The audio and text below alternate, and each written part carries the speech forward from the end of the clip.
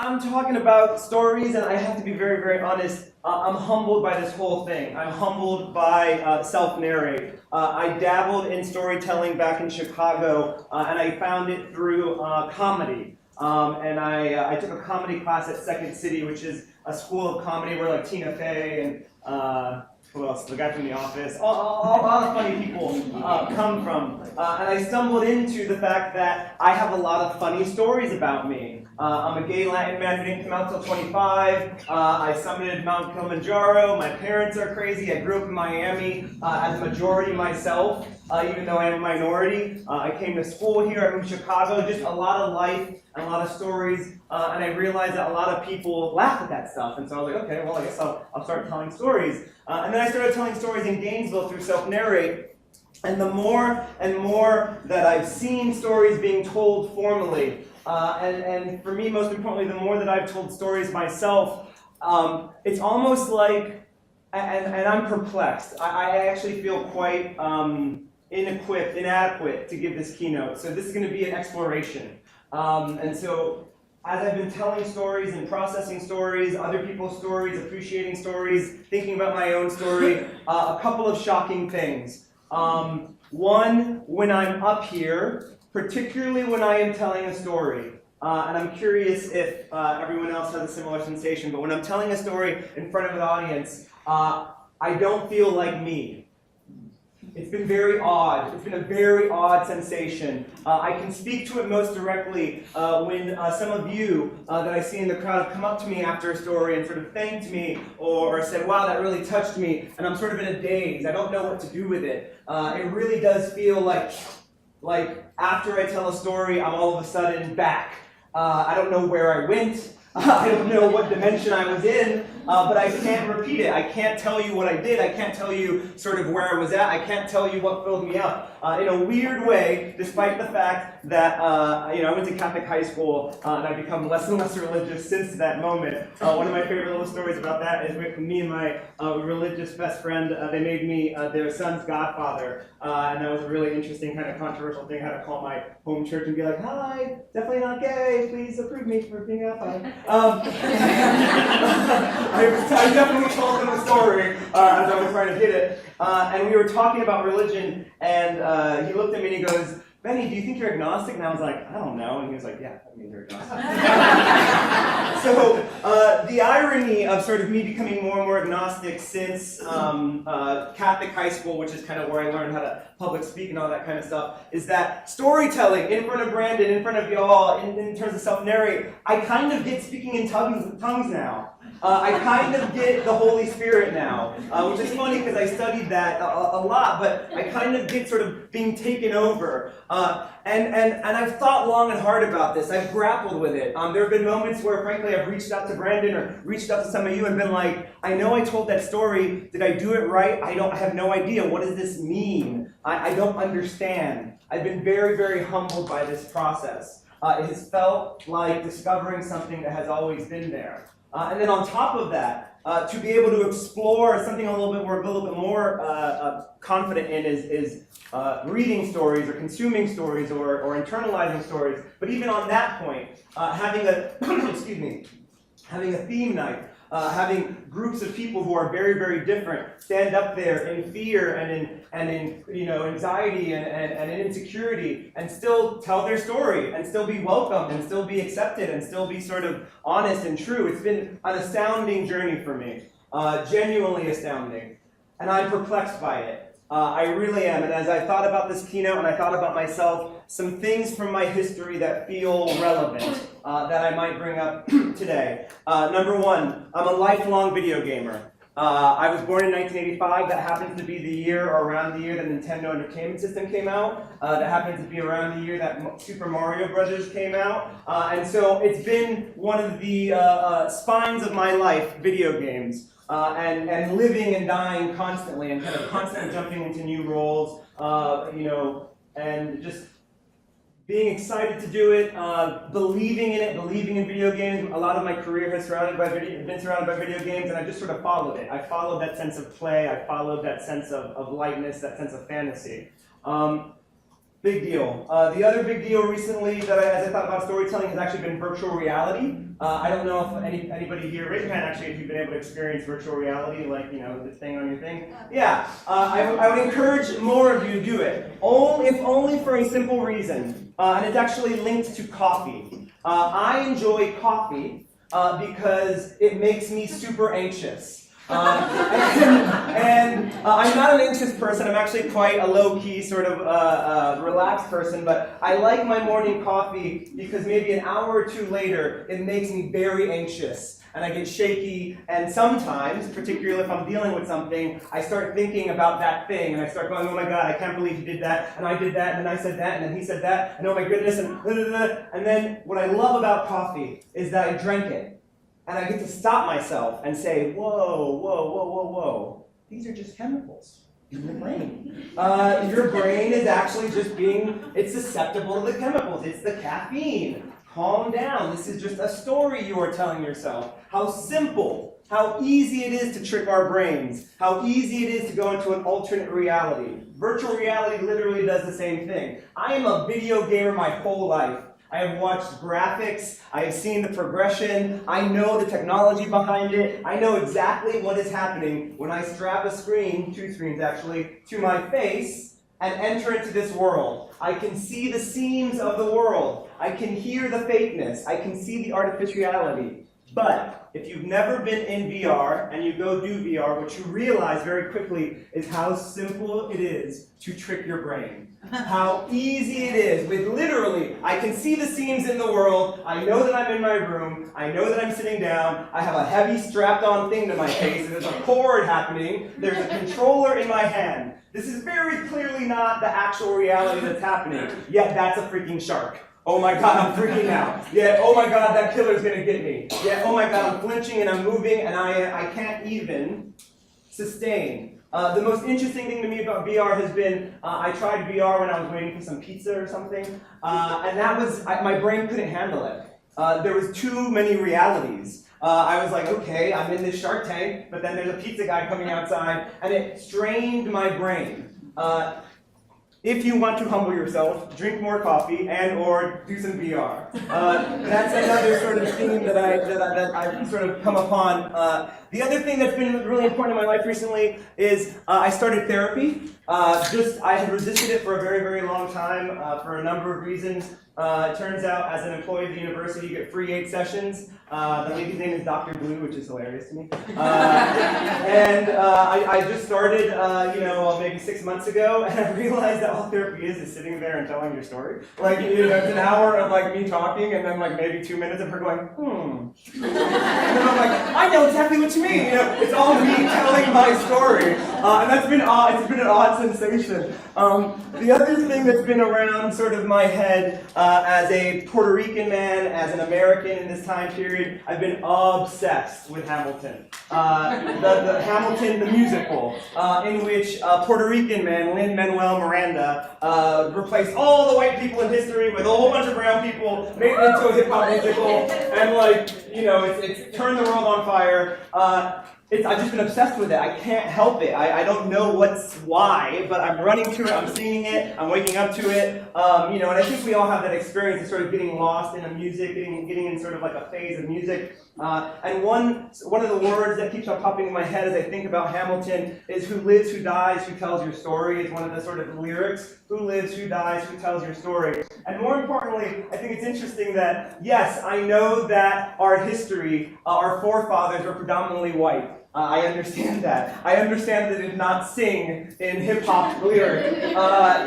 That said, that Hamilton has turned into my reality. Hamilton is about as much as I know, about the Revolutionary War, about Alexander Hamilton, about George Washington. I've realized at some point, listening to this story over and over and over and over again, that all of a sudden these guys on my money are not what I imagined history to be. And it's a really interesting sort of take on it. And one more obsession, I promise these are going to make sense. Maybe they won't, who knows. The last thing I've been obsessed obsessed with in this sort of chapter of my life. I told you I'm a gay man. Today's Pride. How dare you? How dare you have a conference on Pride? But today's Pride, and RuPaul is a world-famous drag queen, supermodel of the world, she calls herself. It's a man in a dress. It's a 60-year-old, 70-year-old black man in a dress. Yet everyone calls her she. She has a song called "Call Me Mother." She's won Emmys by bringing men in dresses in competition on TV. I've just been obsessed with RuPaul, and obsessed with drag. And one of the more interesting things that she says is, we're all born naked, and the rest is drag. I realize as I say that my story is dominated by RuPaul and women in dresses, or men in dresses. But what is drag? Drag is literally costume. Drag is identity. Drag is playing with identity. Drag is putting on a new identity and saying, this is who I am now, if not temporarily. And I didn't understand those words. We're all born naked, and the rest is drag. But I kept on repeating it to myself, and I kept on sort of thinking about it. And I give you those series of words. The sort of sequel to that quote is, everyone's walking around doing drag and nobody realizes it, which is kind of an interesting way to think about it. Every one of us, all of us, including me right now, are doing drag, and we're not realizing it. Okay, then what's the definition of drag? What does that mean? What does it mean to be a drag queen? I don't know. I'm just saying things, hoping that it's something connects. Needless to say, I've been humbled by storytelling. I've been perplexed by storytelling. I'm almost certain it's changed my life. I guess actually the last sort of random thing I'll say is, one of the things I've thought about as I've been thinking about me as a storyteller is like, where did this come from? Brandon has humbled me multiple times, and just kind of like, even in some moments of insecurity and hyper sort of judgment of myself, I've gotten a random text from Brandon that say stuff like, you're one of the best natural storytellers I've ever heard. And I'm always like, ew, I don't know, like, that makes me feel weird. I don't like how that feels. But it makes me, he said it so dang much, that it makes me sort of question myself, and it makes me go, okay, did something happen in my life? What's happening here? I don't feel like I'm worth this, not attention, but this praise, and there's got to be something. I can't be that special. And I guess what I link it to is, in my family growing up, and I realized this going back home to Miami, my parents and me, and my brothers and my cousins, we'd sit around the table and get drunk and just tell stories and laugh and laugh and laugh.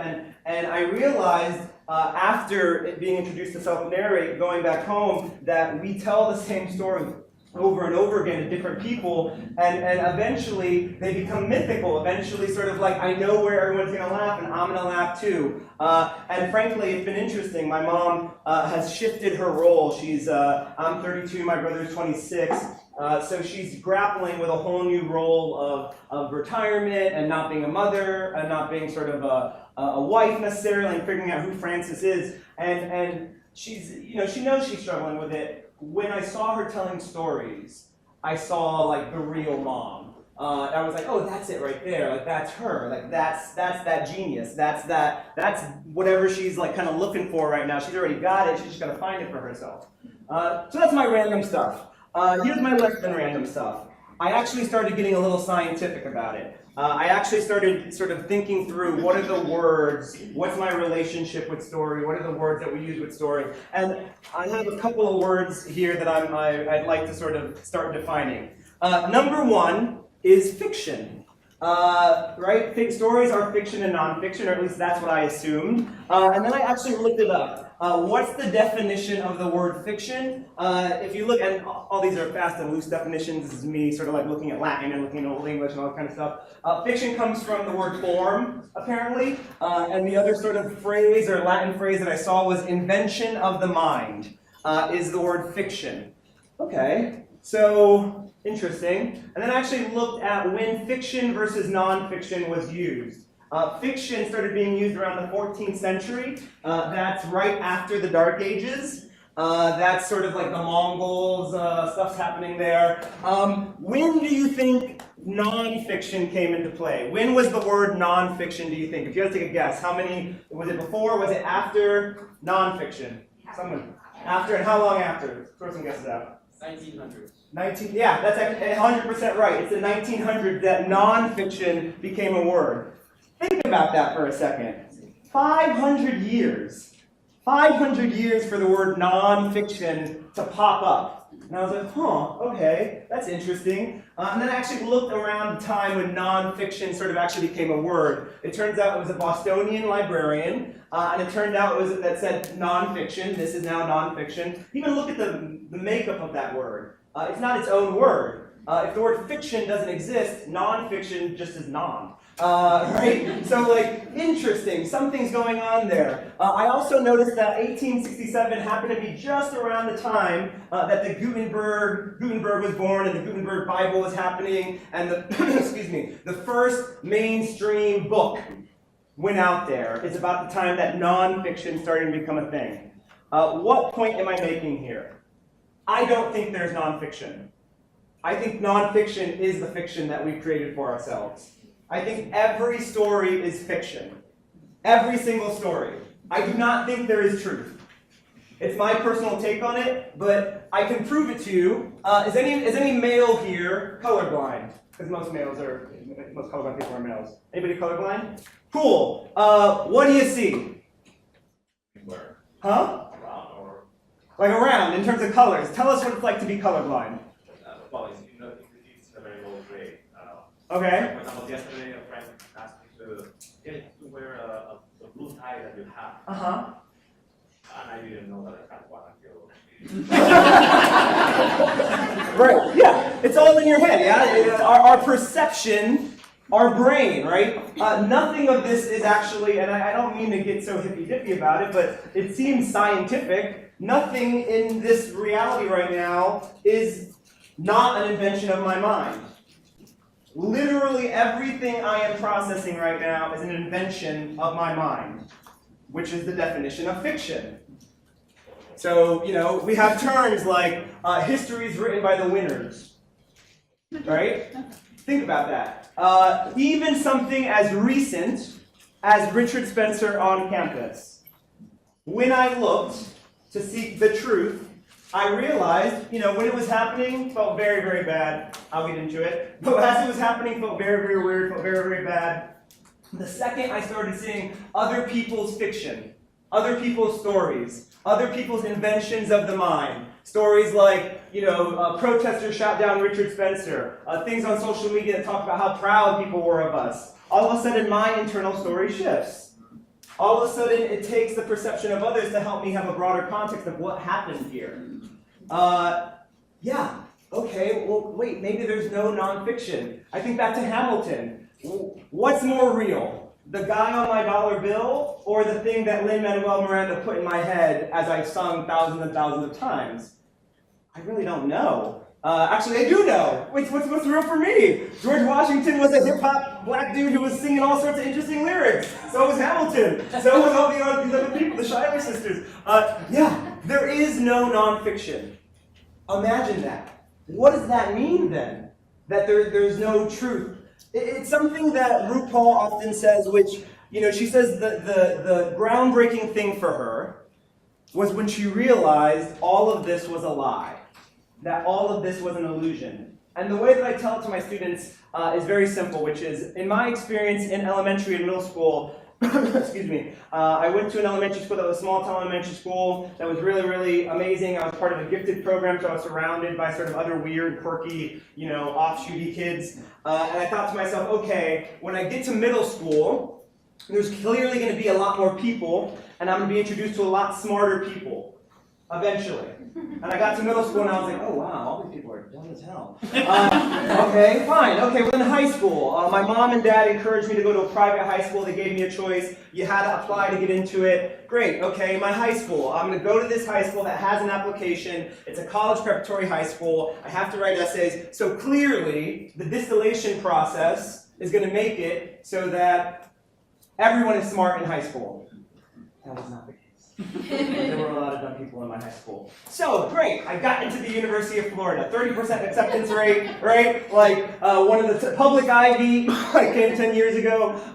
The University of Florida, it's a state school. Like, another layer of filtering is going to happen. And clearly, when I come to the University of Florida, everyone is going to be smart. It's going to make a lot of sense. I'm going to be with my peers. I'm going to have, right? And I got to University of Florida, I'm like, wow, there are even more dumb people here than there were before. And the point that I'm making here is that, it never sort of ends up being the ideal that you think it is, right? It never ends up being the ideal that you imagine. It never ends up being the nonfiction that you expect. It ends up being something different, something more internal, something more personal. So, on to a second definition. Story. Simple enough, right? So, fiction, if you buy that, there is no nonfiction, there's only fiction. It's all sort of perception. It's all the form, the processing of your mind taking. It's all subjective. Story. The definition there is to learn through research from the one who knows. A narration of what is learned. Okay? So then what the heck's a narrator? A narrator is a relator or a historian. Okay. That's becoming a little bit more interesting to my ear as I process storytelling. Maybe when I'm telling a story, I'm becoming the narrator instead of whatever the heck I am. Maybe I'm becoming that historian, and when I tell a story, I'm narrating what I learned. Okay, that doesn't quite explain sort of why I feel like an out-of-body experience, right? Because I'm walking through my world, and I'm existing in it. As I walk in my world and exist in it, I'm not a narrator because it hasn't happened yet. It's happening as it's happening right now. And as I'm walking through my world, I don't know. All of Thursday, I was actually quite paralyzed by what I didn't know. I didn't know if people were going to show up or not show up. I didn't know if there was going to be violence. I couldn't have possibly been the narrator because it hadn't happened yet. So what am I as I walk through my world and live through my fiction? I'm a protagonist. Okay. So what is the definition of a protagonist? A protagonist is pro, and then tagonist, or proto, and then agonist. And proto turns out to mean first in importance. First in importance, proto. Okay, now we're starting to get somewhere, at least as I perceive storytelling. If this is all fiction, if it's all an illusion, then I'm the protagonist walking through that illusion. I'm that protagonist walking through that story. And as I'm experiencing it, the first question that I have for you is, are you, in your story, first in importance? Consider that. Really consider that. And as I played with that thought, I was like, first in importance. It reminded me of someone in a fight, in the middle of a fight. And we were locked in a car, driving from Auburn, Alabama to Tallahassee. And it was one of my longest friendships. And in a moment of anger, she looked at me and she said, you're just so selfish. And I was like, and it kind of came out of nowhere. I was like, I don't know. We're debating something else, and she kind of just blurted it out, you're so selfish. And I was like, what do you mean? I don't understand what you're saying here. And she goes, you're selfish in the Ayn Rand sense. And I'm not a libertarian, so I was like, I don't know who that is.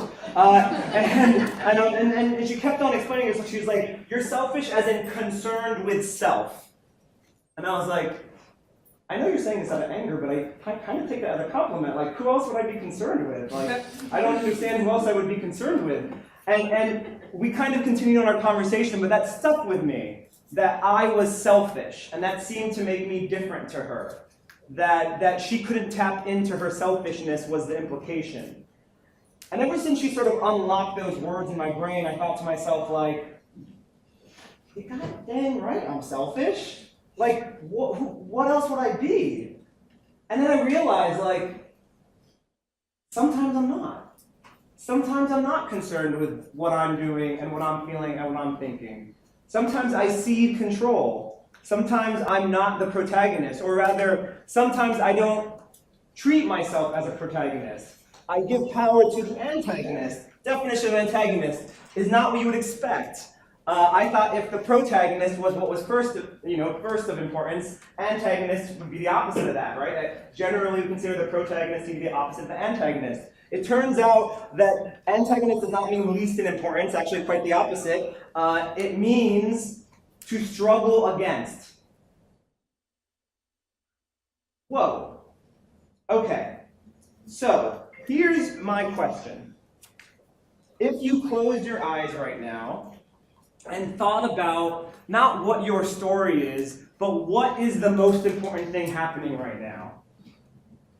Like, everybody just close your eyes for a split second, 5 seconds, 10 seconds. What is the most important thing that's happening right now for you? Does it come in the form of a struggle? In a person, in an insecurity? What is that thing? What is most important to you right now? What is coming first? And is it you? Are you being selfish, as in concerned with self? Are you honoring that inner protagonist? I think it's an interesting question. And as I've played with this notion, it's kind of unlocked some things that have always kind of been there, which is, okay, if this is all fiction, and I'm a protagonist, and I'm struggling against something, what does that mean? That means anything is possible, actually.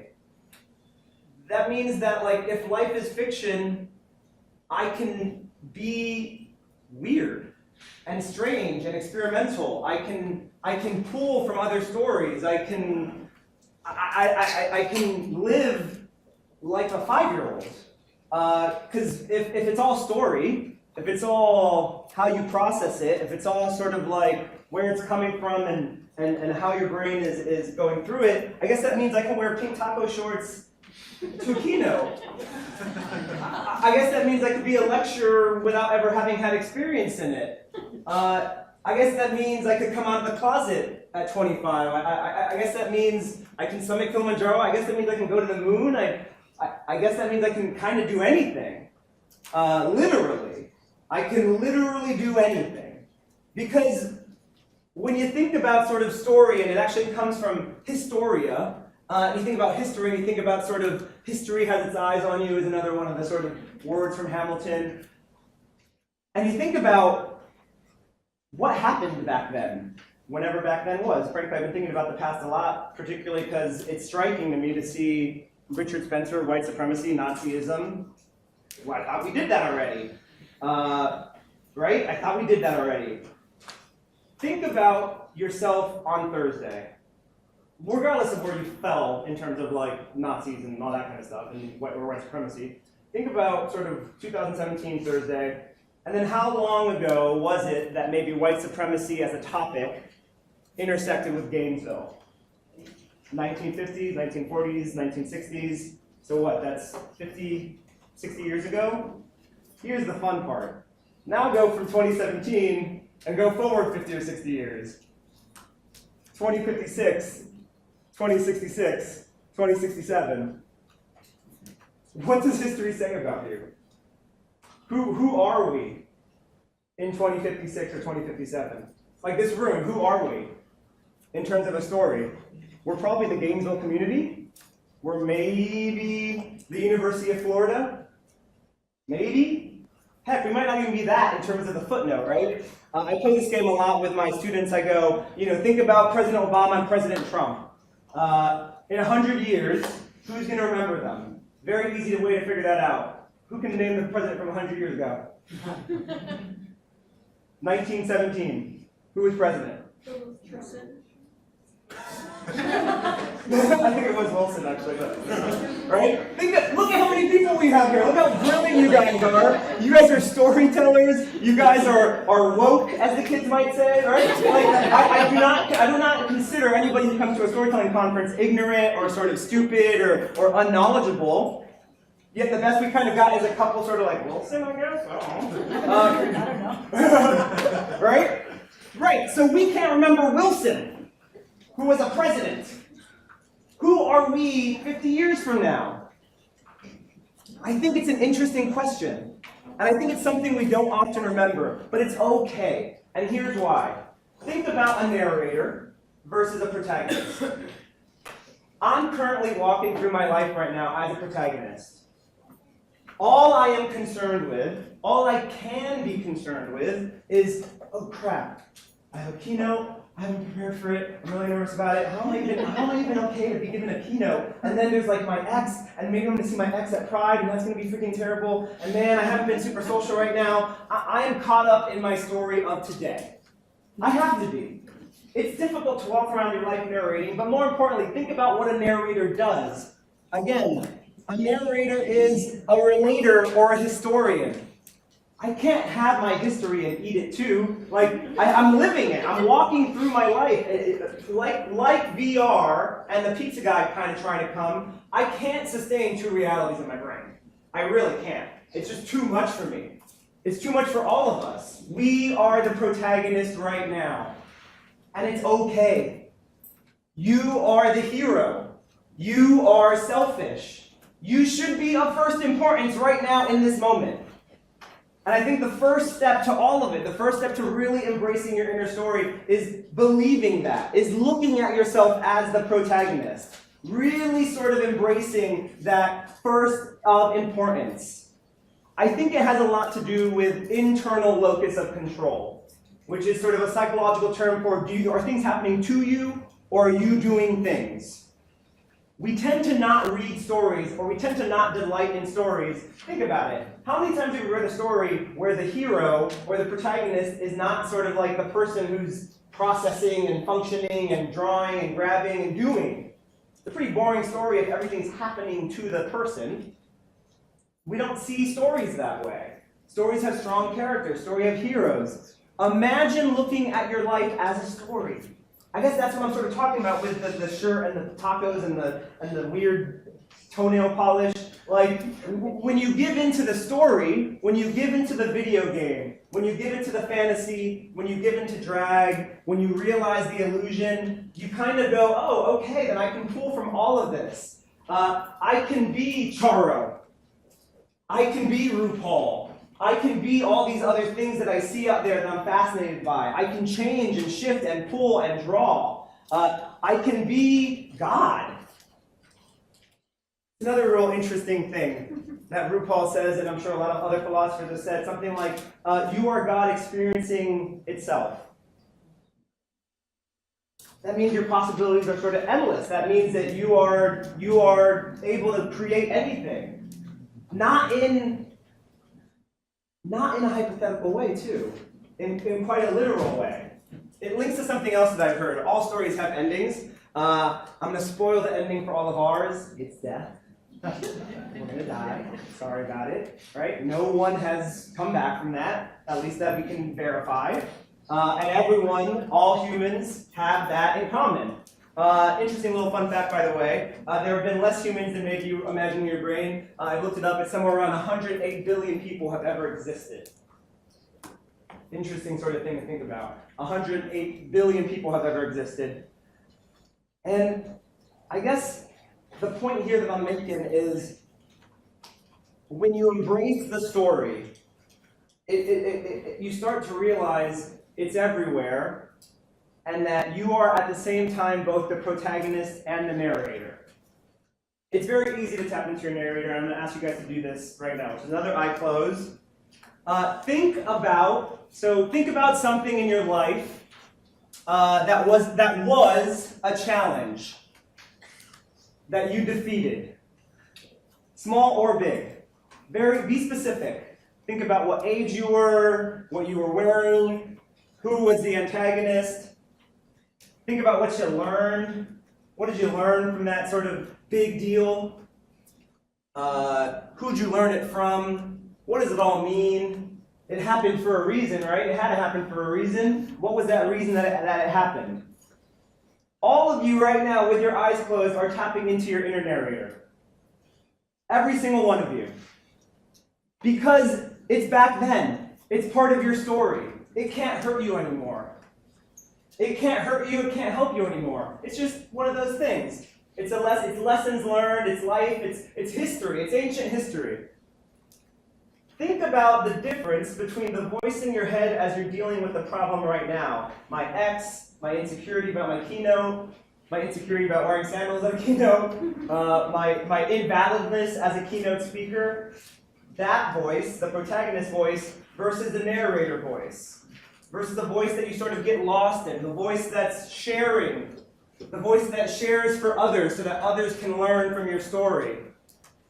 The voice that sort of goes, oh yeah, that thing can't hurt me anymore. It was in the past. It's just a story. He's just a character. He broke my heart. Yeah, it's better now. I don't think it's about judging the protagonist or the narrator, but I do think it's about embracing both of them and realizing when you are narrating versus when you are protagonizing. Whatever that means. When you are being a protagonist. So, now we're getting to a little bit more for real, I guess, advice, I don't know, thoughts, whatever. The last little definition that I have is the chapter. What is a chapter? And I think some of this language is really, really interesting. The chapter comes from the word head or top, which I think is an interesting collection of words versus protagonist, the first. What's the difference between the first and the top or the head? The way that I process it, maybe it's just because I'm Puerto Rican, I love water, I love islands, is like, first is sort of like linear, in order. If something's the top or if something is the head, if like something floods, it's the only thing that you see. There might be a whole bunch of stuff buried underneath that thing, but it's at the top, right? I think that one of the things that I stumbled into in my young life that I'm very thankful for is playing fast and loose with chapters.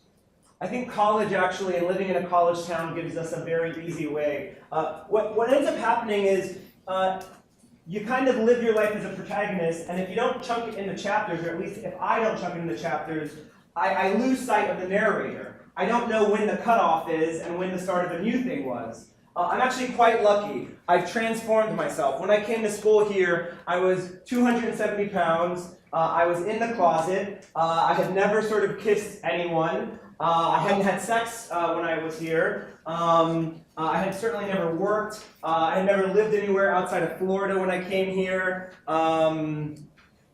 Yeah, a lot of differences. I lost 100 pounds. I've been all over the place. I came out of the closet. It's a little bit easier. I almost feel bad for straight people in a weird way. Because, right, coming out is such a definitive, dramatic moment. Right?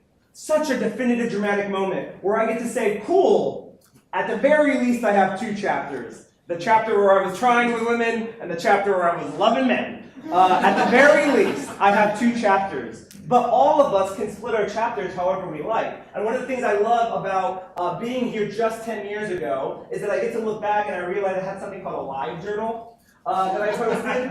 And it was like, you went online and you had a little live journal, you got an online journal. And I'm able to read that. And I realized that every semester I had goals that I set for myself. And at the end of every semester, at the end of every 3-month period, I was able to look at my goals and say, did I get those or did I not get those? Without judgment, actually. I was really shocked at myself. And I'm able to look at those goals. And I realized over time, dating, semesters, weekends, vacations, we can trick ourselves into chapters.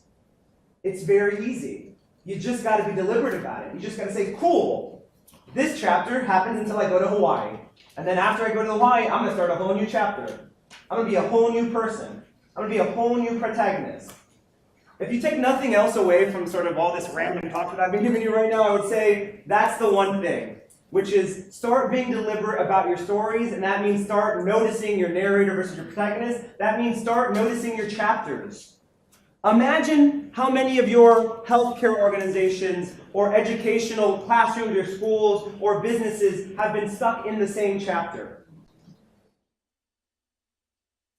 How the hell, But how the hell can you expect to be a narrator, expect to learn, expect to document, expect to relate, or be a historian for your previous chapter if you are just one long-ass chapter? If you imagine yourself to have stayed the same this whole time, it's literally impossible for any human to have stayed the same this whole time. In fact, when they lock people up in weird sensory deprivation things, it's very quick how crazy it makes you. If you're literally truly locked in sensory deprivation, it drives you nuts. Because we change, we take stimulus, we move on. But a lot of times we're not conscious of it. We don't stop and go, this is the chapter. And back to that drag thing, that fantasy thing, that I don't know that I'm making the point exactly right, which is once you start realizing that life is a story and you start chaptering, you can play with it. You can relish in it. You can laugh in it. You can learn in it. And I think that's a really, really interesting thing. And it's all in your head is the other thing. One of the themes of Hamilton is that this dude did everything he did with writing. That it was all words. It was all words that did it and didn't do it. The Constitution is just words. Our laws are just words. We often don't consider the power of stories, the power of words, but it's all a freaking lie, guys. Like, we can play with it. We can joke around with it. We can chunk it out. It's really, really interesting. We don't need anything. So, fiction. And I have some notes here. Another easy way to test out your fiction is to close your eyes and think, or just, I won't say close your eyes right now, but another easy way to realize that it's fiction is to think about an insecurity you had. Think about the love of your life, if you have one, or the biggest love of your life, and before you told them, or before you sort of came out to them, what did you think? What were you feeling? What narrative was going on in your head? What did they think of you in your head? Fiction. Proven to you right there. The second you come out, the second I came out, I was like, oh crap, I didn't die. Nobody hates me. My family's still here. I can love it. I can fall in love. Oh, okay, all those things were fiction. Interesting. Once you embrace that inner fiction, and you realize that we're all living through fiction, it becomes a process of a little bit of fun. One of the major things that I've had to do in this chapter is about a lot of things for me. This chapter is about loneliness. This chapter is about teaching. Teaching is a weird thing, guys. This chapter is about college and coming back to college. This chapter is about gayness in a small city. This chapter is about a lot of things that I'm still processing and still figuring out. But once you realize that you are the protagonist and you're in this chapter, you can kind of be kinder to yourself, less hard on yourself. You're just the protagonist, you're not the narrator yet. That's the second reflection that I have for you, which is trust your narration. Go back to your narrator often. I think one of the reasons I'm humbled by self-narrate and I'm humbled by storytelling is because when I talk in tongues, when sort of that thing comes over me, I'm realizing that I just so desperately want to share my heart with you guys, with my audience, that the narrator can't help but just come out. That the narrator takes over me. Because I just want so desperately to share and to be known. And so trust that. Trust your narrator. Trust that you can tap into your narrator to learn lessons from your past and bring them into your present. Because the narrator knows things that the protagonist doesn't. It's really interesting. The protagonist has difficulty hearing his own thoughts. But the narrator gets to say, then he was scared, and then he spoke. It's interesting. Understand what you did, why you did it, and what that chapter's role in your life is. And the greatest thing is if it's all fiction, that just means that it's your story and you're right. You're correct. You're correct. The other question that I'll ask as just a reflection is, what's going on right now? What's the head? What's the top? What's your sentence? And how long, chronologically, does your sentence span? Is your sentence about today? Is your sentence about this week? Is your sentence about this semester? These 4 years? That's been one of the more interesting, humbling things about college as well, coming back to college, is realizing that you have 18 and 22-year-olds who have a world built around them, who believe all these fictions about the world out here, And it's a very easy, sobering realization very quickly. It's very humbling because I see myself in them. Think about the 18 to 22-year-olds. Think about yourself at 18 to 22. Think about the fictional world that's created on this campus and how different it is from the other worlds, the other chapters that we exist in. Even that's an easy chapter. Here's the last little thing I'll say, and this actually spun off the rails of a lot of things too in my life. But if you consider your antagonist, this talk was called Prologue, Chapter, Epilogue. And one of the experiments that I'm having right now is about prologue. And I want to read you something real quick, and I'll sort of try to connect some of these threads together. But here's what I'd like to read to you. And I will ask you to close your eyes for this one. And then I'm going to sort of tell you why I think it's important and give you this as sort of a functional tool. So my coming out story is usually told in two parts, coming out to myself and coming out to my family. But before I begin on those stories, I think it's important to give you a sense for what the prologue looks like, as in what happened to set up these stories.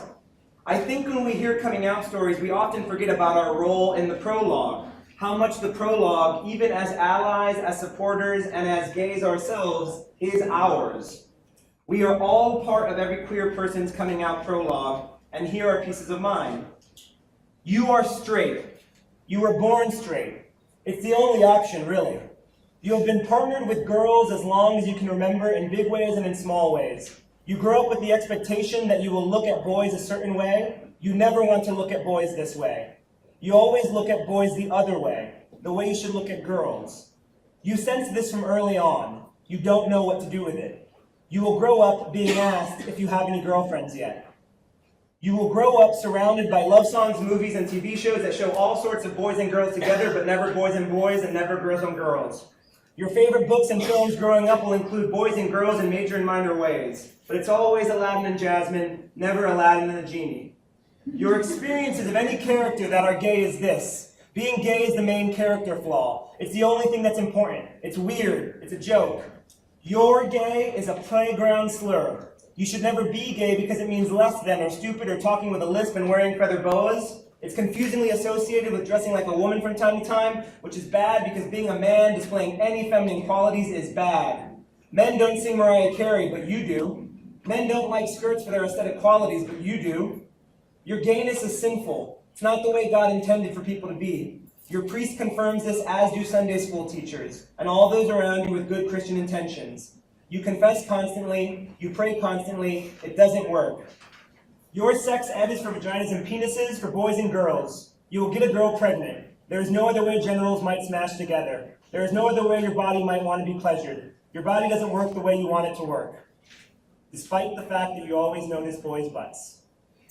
Your out gay family members, if you have them, won't be accepted by at least some of your family. Your politicians growing up will get to debate your ability to marry and will often compare your impulses to bestiality and or polyamory. If your parents find you with gay pornography or reading gay erotica or even writing it, they won't really want to talk about it. They might forcibly ask you to declare your sexuality right then and there at 13. Your parents and teachers will not likely have been adequately trained or socialized by gay people to approach this topic sensitively. It's not their fault. You will have to learn everything you know from a degree or two away from an actual gay person. You feel guilt and dread and a sense of lying constantly, but have no way to articulate it or express it in a positive fashion. You cannot talk about this. Drip, drip, drip, drip, drip. We don't realize the Chinese water torture that is mainstream straight culture, how loose in the wind almost everything can feel about your life. Even if nothing majorly homophobic or traumatic happens to you, it's a million little traumas that your young mind has no way to deal with. There are no mentors, there is no way to really cope, and other people and their families, they've been broken apart by this thing you might have. So shut up, strap in, and live your straight life. I wrote that and it came out of me rather quickly, and I know I'm sort of out of time, but the reason I mention it is because if there are chapters, then there are prologues, which literally just means before the story. And so one of the things I wonder as I'm telling stories is how often we forget our own prologue and how often we forget other people's prologues. And I'm going to use a very extreme example here. What is Richard Spencer's prologue? What is Donald Trump's prologue? What is our role in that? And maybe we would see them for the protagonists that they are if we listen to their narrators, or create their narrators ourselves. But forget someone else, let's be the protagonist and let's be selfish. What about your prologue? I wrote that piece, and I wrote it from my heart, and I spoke it multiple times, and I had multiple people read it, and there's something there. And I want to share sort of what I think it is, which is, I think in telling the prologue and telling the story before the story, it forces us to empathize. It forces us to sort of go, consider a perspective we didn't consider. And so what did I do there as a writer? It's very simple. I wrote in the second person. Right? It's you experiencing these things. In a weird way, just like virtual reality, I'm hijacking your brain. I'm using your lazy, terrible, fiction-based brain to force my reality onto it. I'm using small anecdotes, small points of my own truth that people can connect with. Some universal stories that we all can connect with, filtered through a certain way. I'm being relentless. I'm not letting you get away with it. You're going to feel this. You're going to feel what it is I'm feeling. I also had to myself separate myself from it. Be humorous about it. Be vivid about it. Be expressive about it. Have details about it. Again, this is a big old experiment for me, guys. Storytelling is a big old experiment for me. This keynote's an experiment for me. Looking at my life as a story is an experiment for me. I don't know where the prologue will take us, but I do know that as I've started integrating this thought into my life, it's forced me to stop and forced me into narration mode. And particularly when I disagree with someone deep in my soul, particularly when I feel something really, really passionately, when I have a spike in my anxiety or my heartbreak, a spike in my sadness, I stop and I ask myself, what's the prologue here? What's my role in it? And how might I share it with others? And so that's what I ask you guys to do. There's a whole bunch more that I didn't say. This probably didn't come out as elegantly as I wanted it to. I'm sorry, I'm just a protagonist. Thanks, guys.